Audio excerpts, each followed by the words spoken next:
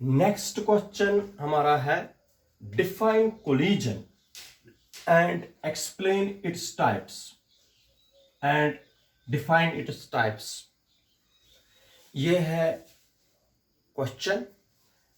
ये असली इस चैप्टर का लास्ट क्वेश्चन है, लेकिन इसमें टाइम लगेगा। ये बहुत बड़ा क्वेश्चन है, तो आज इसकी जो डेफिनेशन है सिर्फ हम डेफिनेशन कर पाएंगे। नेक्स्ट टाइम हम इसके एक्सप्लेन करेंगे। तो सबसे पहला है कोलिजन होता क्या है। कोलिजन का मतलब है अगर ये दो बॉल्स हैं, दो बॉडीज हैं, अगर ये आपस में टकराएंगी, अगर ये आपस में टकराएंगे, then collision is said to be occur. Collision का मतलब कोलाइड, व्हेन दो बॉडीज आपस में टकराएंगी उसको बोलते हैं कोलिजन। कोलिजन से क्या होता है? कोलिजन से दो बॉडीज की वेलोसिटी चेंज हो जाती है, वेलोसिटी भी चेंज हो जाती है। काइनेटिक एनर्जी में क्या चेंज आती है, लीनियर मोमेंटम में क्या चेंज आ जाती है, वही मैं आप लोगों को इसमें समझाऊंगा। What is collision? Collision, a collision between the two bodies, a collision between the two bodies is said to occur। Collision दो बॉडीज में हम तब कहेंगे हो गया अगर वो एक्चुअली स्ट्राइक करेंगे, हेड ऑन कोलिजन करेंगे। जब दो गाड़ियां आपस में टकराती है उसको बोलते हैं collision. A collision between the two bodies is said to occur when they actually strike with each other, when they actually strike with each other, उसको बोलते हैं collision। What is collision?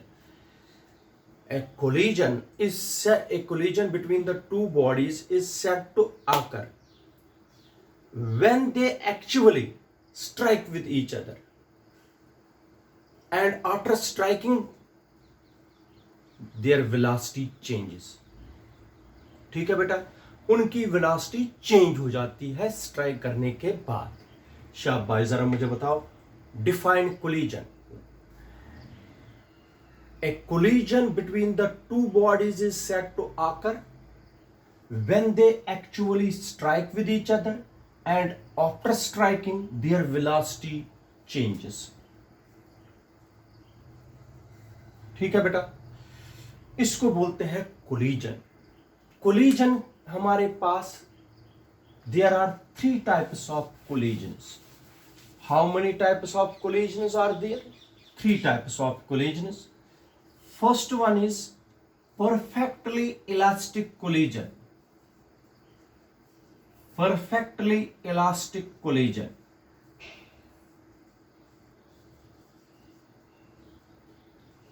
Second one is inelastic collision। Inelastic collision। And there is third collision, that collision we called as perfectly inelastic collision। Perfectly inelastic collision।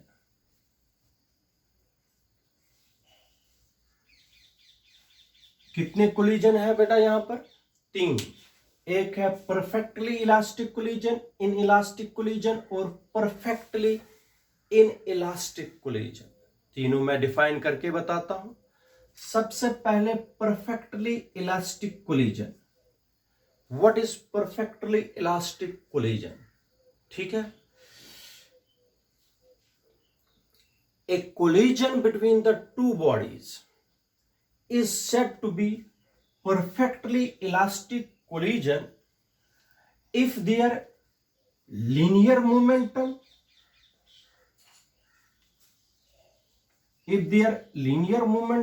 and kinetic energy, if their total linear momentum and total kinetic energy before and after collision remains constant।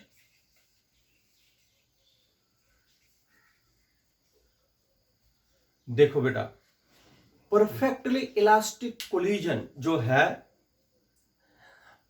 दो bodies में जब collide करेंगे, हम कहेंगे दो bodies के collision को perfectly elastic collision तब जब टोटल लीनियर मोमेंटम दो बॉडीज का और टोटल काइनेटिक एनर्जी दो बॉडीज की बिफोर एंड आफ्टर कोलिजन अगर सेम रहेगा, तब हम बोलेंगे परफेक्टली इलास्टिक कोलिजन।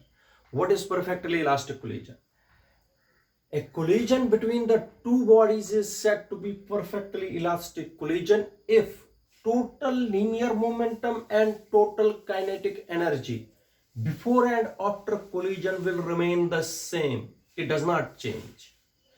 मगर perfectly elastic collision is a rare event.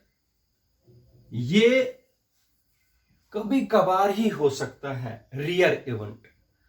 तो जो परफेक्टली इलास्टिक कोलिजन की एग्जांपल्स है वो है कोलिजन बिटवीन एटॉमिक एंड सब एटॉमिक पार्टिकल्स।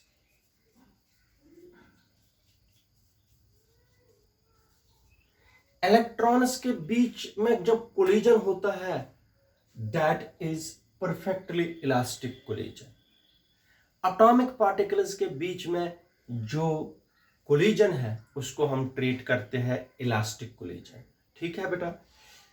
तो दूसरा है बिलियर्ड्स। आप लोगों ने बिलियर्ड्स या स्नूकर खेला है, जिसको हम बिलियर्ड उस लॉग से खेलते हैं, वुडन लॉग से, उसको बालों को बिलियर्ड्स के टेबल पर खेलते हैं। जब एक बॉल को हम स्ट्राइक कराते हैं, वो दूसरे बॉलों को भी कोलाइड करते हैं और आगे आगे बढ़ते हैं। वो कोलिजन भी हम मानते हैं।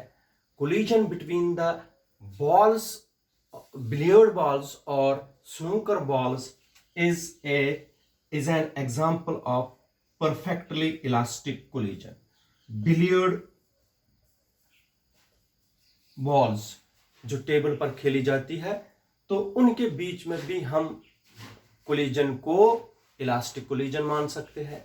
या मार्बल बॉल्स, जिनको आप कंचे बोलते हैं, उनको भी कोलिजन जब करते हैं उसको भी हम मानते हैं परफेक्टली इलास्टिक कोलिजन। और एक चीज, अगर हम एक बॉल को ग्राउंड के साथ स्ट्राइक कराएंगे फ्रॉम सर्टन हाइट, अगर बॉल बराबर वहां तक वापस पहुंची, उसी हाइट तक, बॉल को हमने ग्राउंड के साथ स्ट्राइक किया, बॉल रिबाउंस करके बराबर अगर उसी हाइट तक पहुंच गई वापस, जिस हाइट से हमने फेंकी थी, तब हम कह सकते हैं इसका टोटल लीनियर मोमेंटम और टोटल काइनेटिक एनर्जी सेम है बिफोर एंड आफ्टर कोलिजन, तब हम उसको मानेंगे परफेक्टली इलास्टिक कोलिजन। ठीक है बेटा। What is now perfectly elastic collision? A collision between the two bodies is said to be perfectly elastic collision if total linear momentum and total kinetic energy before and after collision remains same. Perfectly elastic collision between the two bodies is a rare event. ये कभी कभार ही होता है, लेकिन collision between atoms or subatomic particles can be treated as perfectly elastic collision. Collision between the two billiard balls can be treated as perfectly elastic collision. Collision between the marble balls can be treated as perfectly elastic collision. When a ball is striking to the ground from a certain height, if it rebounds back up to the same height, then it can be treated as perfectly elastic collision. ठीक है बेटा, इसको बोलते हैं perfectly elastic collision. Now, second part is inelastic collision. inelastic collision क्या होता है? अगर दो बॉडीज जब कोलाइड करेंगे, अगर इनका लीनियर मोमेंटम सेम रहेगा before and after collision, linear momentum same रहता है before and after collision, but kinetic energy changes. ऐसे कोलिजन को हम बोलेंगे, शाबाश, inelastic collision. What is now inelastic collision? A collision between the two bodies is said to be inelastic collision if total linear momentum before and after collision remains same, but total kinetic energy before and after collision changes. Kinetic energy change हो रही है, linear momentum before and after collision same रहता है, ऐसे collision को बोलते हैं inelastic collision. ठीक है बेटा, याद रखिए, इसको बोलते हैं इनइलास्टिक कोलिजन। और इनइलास्टिक कोलिजन की एग्जांपल देख लीजिए। अगर हमने बॉल को स्ट्राइक किया ग्राउंड के साथ फ्रॉम सर्टेन हाइट h और बॉल उधर तक नहीं पहुंची,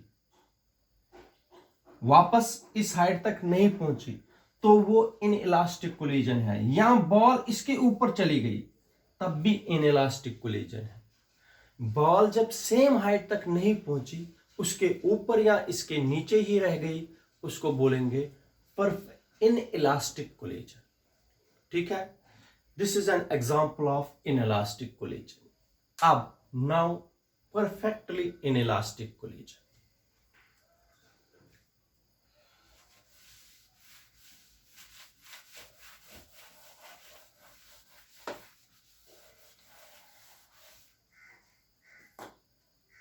Dear students, now it is perfectly inelastic collision. In case of perfectly inelastic collision, इसमें क्या होता है, अगर हम एक बुलेट को,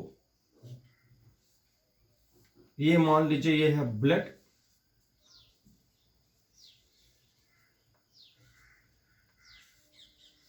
बुलेट को जब हमने फायर किया, ये एक स्टेशनरी वुडन लॉग है,